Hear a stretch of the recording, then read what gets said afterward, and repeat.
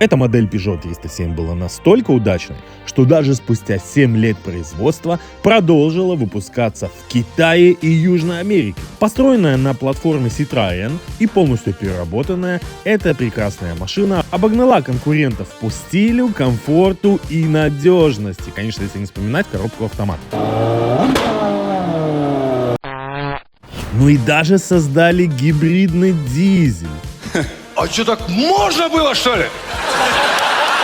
Но моя рабочая лошадка, купленная за 800 евро из предыдущего видео, требует колоссального ремонта. Впереди вас ждет слезы, трудности и финал, где мне придется, к сожалению, с ней расстаться, и вы узнаете почему. Поэтому заварите свой любимый чайфир, пельмени, усаживайтесь поудобнее, обязательно досмотрите это видео до конца. Итак, мы начинаем с первой проблемы.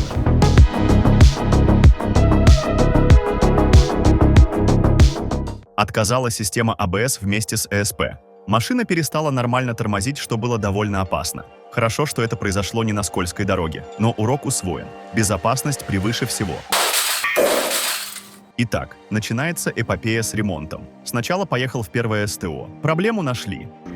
Гидроусилитель руля отсутствует. Я же тебе говорю, руль крутится по конченному. АБС, система не тормозит. Модуль водительские двери ты сломал. Сломал. И дверь поэтому будет не закрываться. В общем, нормальную ты мне машину продал. Вот сейчас специалист скажет. Ничего страшного нет. Вот специалист сейчас выведет на чистую воду. Просто честного человека ты а ты говорил, что ты самый честный человек. Только косметика. Вот так вот и проверяется дружба. Вот все. Вот эта программа все показала, кто ты есть. Новый автомобиль. Диагностика показала ошибку заднего правого датчика. Я решил купить и заменить его самостоятельно. Итак, посылочка на АБС-датчик тут. Минус $7. Поможет это или нет, мне слабо верится. Но там все так прикипело, что открутить во дворе не смог. Столько инструментов нужно для того, чтобы не поменять датчик АБС. Что такое, сука, французская конченая? Вот тут находится датчик. Можно попытаться выкрутить это с шестигранник, вот так вот ставив. Этого не получается, он там прокручивается. Что нужно сделать в нормальных машинах? Снять диск. В данном же автомобиле, прекрасном автомобиле, продуманном, диск вместе с подшипником одно целое. Для того, чтобы его снять, нужно расконтрагаить вот эту гайку. Но для этого нужно снять суппорт. Они придумали его закрутить на звездочки, ребят. И вроде бы взял, вставил, повернул. Но я боюсь сорвать резьбу. Мне не хватает просто силы для того, чтобы снять вот этот суппорт. И не факт, что когда я это все сниму, я смогу это поменять датчик. Имея даже весь этот, сука, инструмент, мне нужно обращаться на СТО. Теперь я понял, почему не любят эти автомобили. Я теперь все понял. Решил обратиться к гаражному мастеру, где мы просто разобрали заднюю часть машины, исследовали датчик, пытались заменить, но оказалось, прислали не тот датчик. Тогда мы почистили посадочное место от коррозии, думая, что так старый датчик все-таки начнет улавливать сигнал индукционного кольца. Такое сомнение по поводу китайского посаженного кольца, этого индукционного биения этого кольца. Из-за этого может прям вся практически, да. Читается сейчас. Не помогло. Итак, ребята, новый день. Пришел датчик такой новой упаковки. По всей видимости, не раз его пытались кто-то установить. Грязный штекер. Но самое главное, он подходит.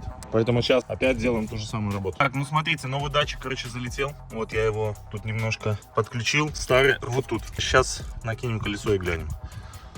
Не помогло. Поехал в третье СТО, где после таких же мыторств наконец нашли причину. Здорово. Всем привет. Я говорю, никто не прочитает французскую проститутку. А он говорит, я прочитаю.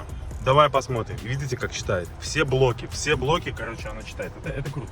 Переднее уже правое колесо. Да, передняя правая постоянная ошибка и вот эта ошибка Вот это постоянная. я поменял. Давай Ну, тогда сотрем. удаление кодов Да. будем заново читать. Короче, видите, показывает все обороты, кроме одного колеса. То есть этот не видит.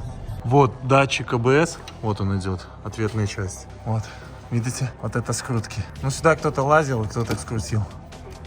И мне кажется, что именно там проблема. То есть не надо было новый датчик покупать. Даже на старом можно было, наверное, ездить. Проблема в том, что тут отгнил, по всей видимости, провод. Мне хочется в это верить. Под баком были оборваны 2 провода. Всего лишь их скрутил. И машина снова в строю. Однако не все так просто.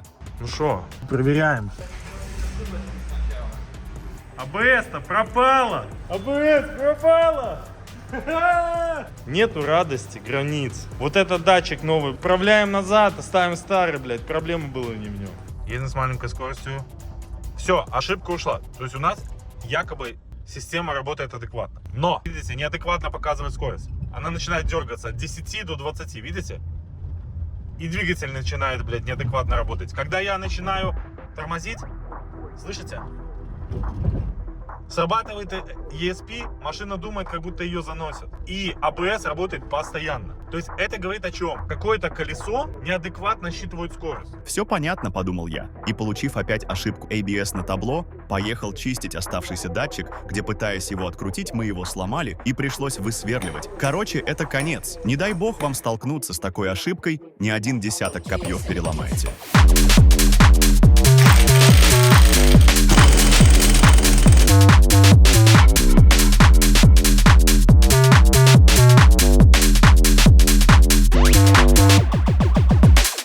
Курва, все тормозит, короче, АБС начал работать наконец-то. Эта машина никогда не ехала так хорошо. Причиной это было просто банальное наличие грязи на считывающей мушке тормозной. И то, что была ржавчина на привалочной поверхности этого датчика. Опять же, отдельное спасибо ремонтнику и Диме, что в выходной день потратили свое время, когда большинство СТО ничем не занимается. Вообще такими проблемами очень сложно заниматься. No sleep.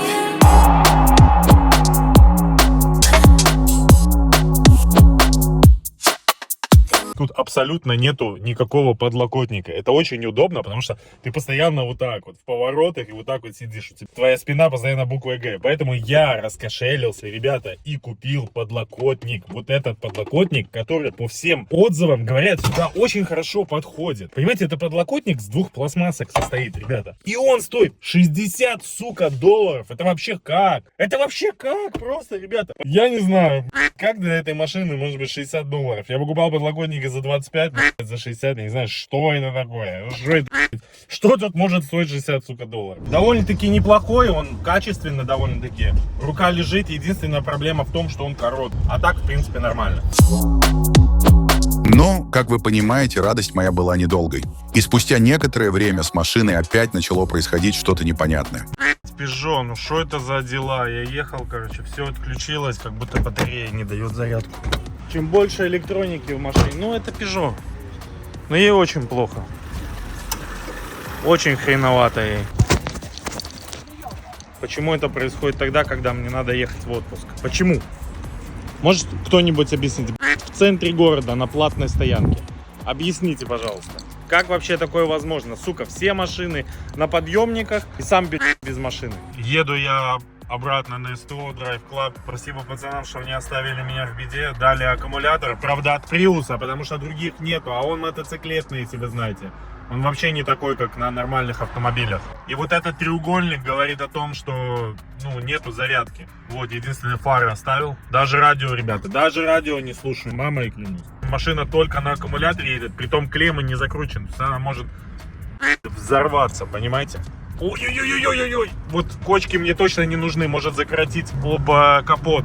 Короче, все меня обгоняют. Это жизнь, ребята. И денег всем должен. И за СТО не знаю, чем платить. И таксовать не могу, работать не могу. Но плакаться я больше не буду, ребята. Мы все взрослые понимаем, что аренда Шкод и вот таких вот Peugeot к нормальному ничего не приводит. Я когда сам просто таксовал, у меня денег было больше, чем в этой аренде. Ну что ты, голова? Короче, если ты хочешь узнать, как обанкротился мой бизнес и как не попасть в такие же проблемы, как и я, оставь под этим видео свой никому не нужный комментарий. Именно так я пойму, что это тебе интересно, и наконец-то запишу это видео. Нельзя ли у вас взять в аренду Peugeot? Вот это реальный владелец Peugeot 307. И весь его автопарк стоит. Слава богу, я приехал. Я сейчас вам объясню, что нужно для того, чтобы путешествовать без генератора. Посмотрите, как работает эта система. Во-первых, вот такая вот бутылка. Она фиксирует всю систему. Во-вторых, такой вот болтик. И в-третьих, мотоциклетный двигатель. от Приуса. Дело дрянь, но что сделаешь? Спасибо, что пацаны из Drive Club не кинули меня в беде. Вот что значит старые ведра. А я пошел отдыхать. Но покой нам только снится.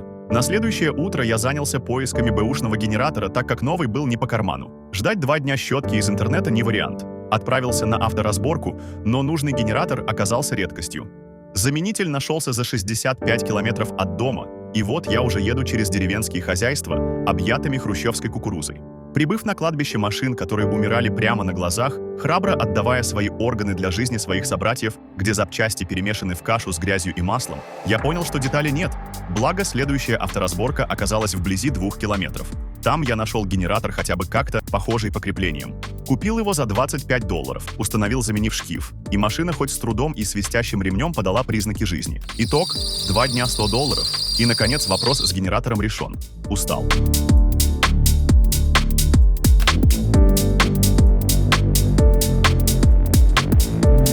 Что не день, ребята, то проблема.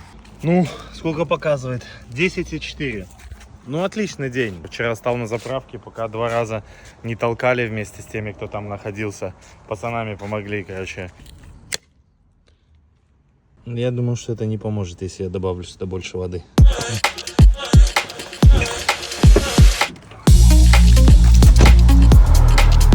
Аккумуляторы у них $150, в интернете 60.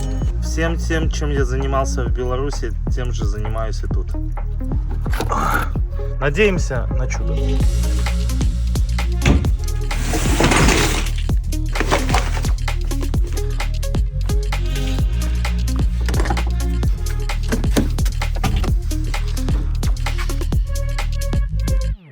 Другой полутруп спасает этот труп. Что это за пластмасски вообще? Ну, не хватает.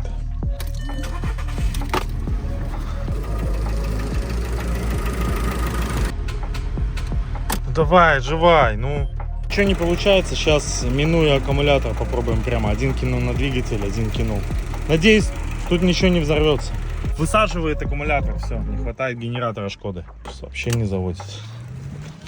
Нормально. Давай, ну. Давай, ну. Курва.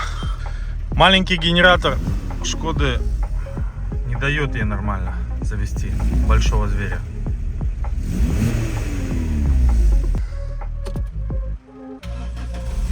Ну, слава богу. Пока 13,6 не дал. Ничего не получилось. Молодец, Шкода. Красавица. Полутруп. Шкода Фабия еле-еле своим маленьким генератором отважилась завести вот этого бегемота. Короче, 2 трупа пытаются жить, видите? К ним уже системы жизнеобеспечения подведены, короче. Приходите в бизнес, что я могу сказать. А я вам больше скажу. Пересмотрев программу «Очумелые ручки», я придумал вот такой вот сайлентблок двигателя из фанеры. И вот дополнительный вот запасной тут валяется, если этот сломается. Скоро я буду ездить на деревянных колесах, деревянной коробкой на голове. Есть проблемы с запчастями, в общем. Именно к этой автомобилю. Вернее, с их доставкой. Машина для народа. Ну, конечно, не дотягивает до этой. Окей. Dziękuję. Do widzenia.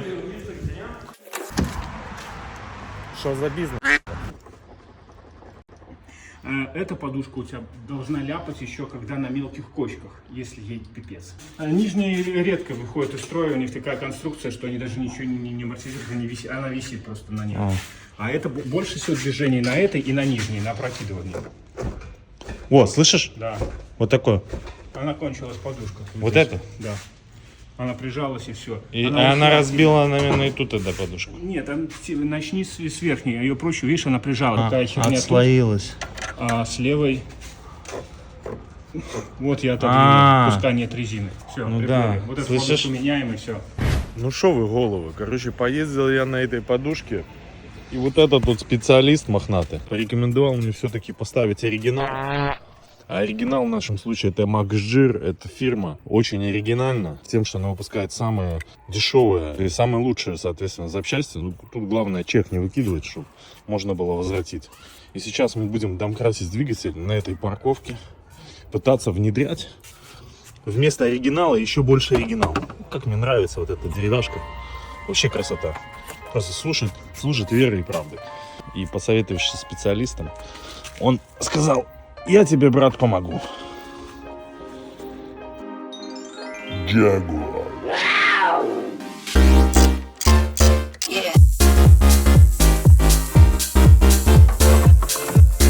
Ну вот о чем я вам и говорил. Вот эти польские китайцы сделали сюда шпонку, которая абсолютно сюда не подойдет. Посмотрите, тут овал криво расточенный, а тут круг. Это по-любому сюда не пойдет.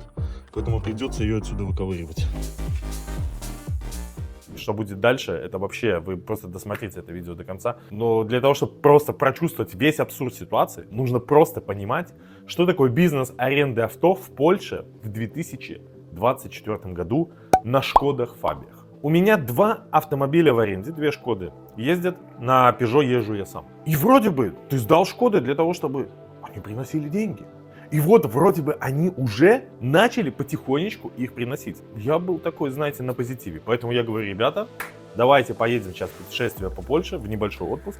Мы собрались, сделали себе выходные, назначили планы, вроде уже загрузились в машину. И просто представьте ситуацию, когда у меня на одной машине АГ-2 ломается коробка, а на АГ-1 полностью перестают нормально тормозить тормоза. Если АГ-2 еще сдается нормальному пацану, который все понимает, не работает коробка, я еду ее искать, но это вы увидите все в будущих видео. АГ-1 сдается копченому из Африки, который говорит: все, я не могу возить людей, все, будет авария. Я думаю, если он попадет куда-то в аварию, не затормозит, все, я буду отвечать. И я понимаю, что если я сейчас не выкину эти деньги на ремонт, на запчасти, у меня полностью станет весь бизнес, и люди стоят без работы, они перестанут арендовать мои автомобили, скажут: парень, с тобой было хорошо, и с этим барахлом сам. Я понимаю, что мне нужно все деньги, которые у меня были, отдать на ремонт,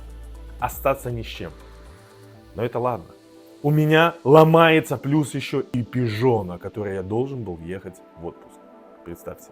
У меня стоят какие-то такие жесткие стуки, как будто у меня реально задняя балка ходит своей жизнью и хочет уже оторваться от машины. Они просто страшные. Когда клиент садится, ему страшно, он ставит эти единицы, пока едет. И плюс еще он пытается на каждом светофоре просто выбежать из машины, потому что это реально страшно. И в следующих видео это будет просто разрыв.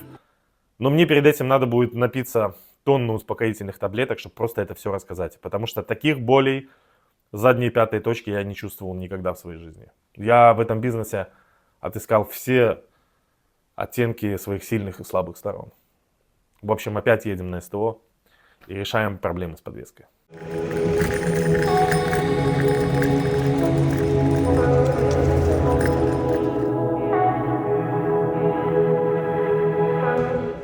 Короче, на двойке легла коробка. Вы говорите, что самая надежная машина. Самая надежная — это Peugeot, который стоит на подъемнике. Самая надежная машина, потому что никуда не едет. Ага. Здесь есть еще наружная обойма, которую надо выбить. Ну выбить. А потом уже вставить новый сайлентблок. Лупит сзади, и развалились сайлентблоки. Полностью их надо менять. Это заказывать сайлентблоки. Ну это еще минимум $200, короче, ремонт, я понял. Ну Peugeot это здраво. Ремонт подвески на Peugeot в Европе обошелся недешево. Цены на запчасти в магазинах завышены, а в интернете доставка занимает до недели. Машина стояла на подъемнике 5 дней. В итоге пришлось заменить не только переднюю, но и заднюю подвеску. Самое неприятное, то что шаровая так и не открутилась, пришлось покупать целый кулак. Все это — потеря времени и денег. Короче, заехал сегодня на этом автомобиле, привез запчасти. Короче, только запчасти на эту залупу больше $150 стоит. Это еще не считая ремонта, который мне выставит. Короче, это... Ну, я надеюсь, что она уже будет ездить. Потому что если ломается даже вот это, то про Peugeot мы уже молчим. Согласен, в этой истории немало негативных моментов. Но давайте внесем немного позитива. Когда, наконец, удалось починить все, что нужно, и машина была готова к дороге, меня ждал новый сюрприз. На радостях я поймал приличный штраф, успел застрять в болоте Что за бизнес, сука?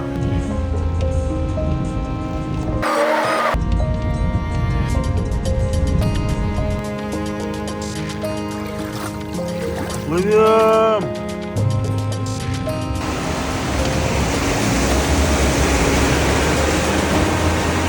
Давай, смертельный номер, давай! Ну, он уже номера потерял, короче. Блять, что они делают? С толкача пытаются завести, короче, автомат. Про номера уже где-то похерило. И хапануло воды. Не проехать? Машина не заводится? Хапануло воды? Вода. Бля, неприятно, брат. Но зато ощутил все прелести вождения Peugeot. Это, конечно, не Шкода. Машина управляется мягко, словно плывет по дороге, почти как Mercedes, особенно с новой подвеской. Это было неожиданно приятно. Но основной вызов был впереди, и я решил протестировать Peugeot в жестком испытании – путешествии по Польше. Начал с поездки во Вроцлав, недалеко от границы с Чехией. Сколько у вас карных пунктов, обезьяны? 150 едешь, они тебя обгоняют. На скорости 165 км в час расход топлива у 1.6 двигателя на кондиционере оказался огромным.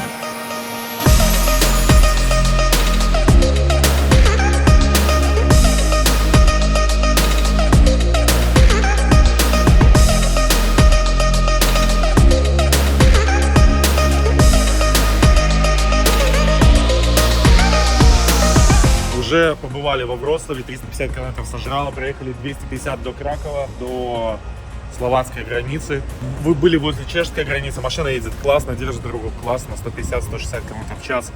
Расход, правда, большой, примерно 13, наверное, 14. Но если гнать по 160. Завоняло немножко каким-то горелым. Сейчас проверим, от нас ли это воняет или нет. Но пока поршни не вылетели, можно дальше гнать. Сейчас глянем, кстати, расход. Погнали.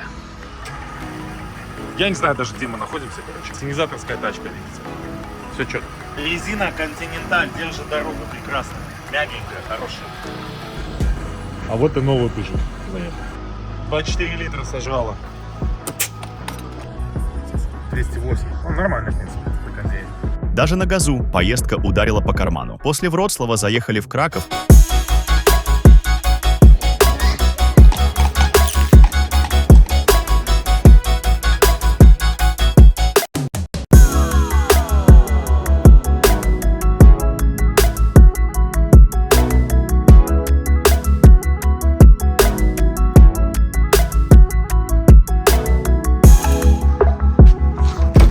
Доброе утро, ребята, мы уже в Кракове. Тачка прекрасно доехала, прекрасно себя чувствует. И круиз-контроль — это классная штука для дальних путешествий. То есть поэтому я одобряю, ребята, одобряю. Автомобиль просто песня. Единственная проблема, что расход больше. Литров 13 она ест.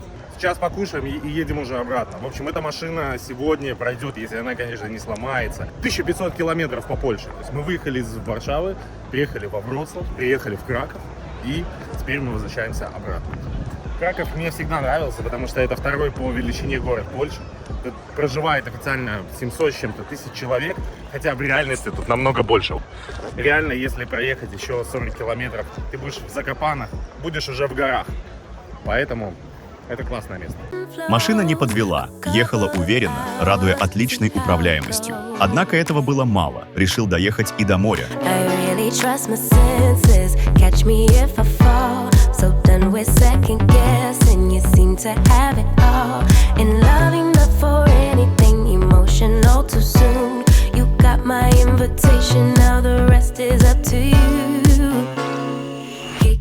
Peugeot легко выдержала и эти 700 километров туда-обратно, доказав свою относительную надежность. Честно говоря, я был в шоке.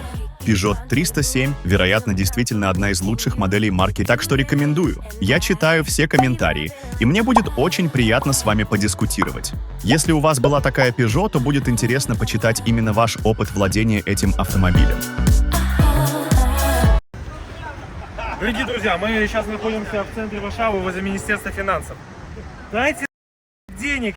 Какой смысл, если вот человек честный просто, который мозольными руками бабки зарабатывает, пробил лучшее, что было в этой машине, Continental Sport Contact.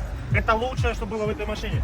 Объясняю, как решать этот вопрос. Смотрите, садитесь, блядь, в пятницу, берете вот эту жевательную резинку, немножко клея, это все запердоливаете в это колесо. Решение проблемы, курва, 8 злотых, курва. Все, в шистке. Новый самоход от продуцента, курва, ёп. Всем привет, брат. Короче, это я есть картавый логопед, летгрудный владелец вот огромного автопарка дешевых автомобилей. Короче, есть проблема такая. Вот, вырвала вот эта защита, вырвала. И на генераторе эта бяка протесала колесом. Брат, летит, короче, говно вот это все. Жижа, говно. Вот. Я, короче, являюсь создателем такой подкрылок, брат. Сделал своими руками, брат. Вот teraz буду монтировать вот так вот. И, короче, защитить систему, брат, чтобы машина не поломался. Братишка, так что если надо будет подкрылки, можешь писать по описанию, братишка. Приеду, сделаю, что будет лучше видно, братишка. Ну это просто произведение искусства. Ну сука, ну кто еще может вообще так сделать? Ну это просто шедевр. Шедевр просто. Ну да даже лучше, чем завода, пацаны. Не знаю, напишите, что вы думаете. Ой, какая же это все хуйня. Peugeot именно 307, оцинкованная, самая комфортная, самая дешевая из самого комфортного и одна из самых удачных моделей. Я не знал до этого, я честно признаюсь, у меня было очень предвзятое отношение к Peugeot, я не знал, что она такое классная.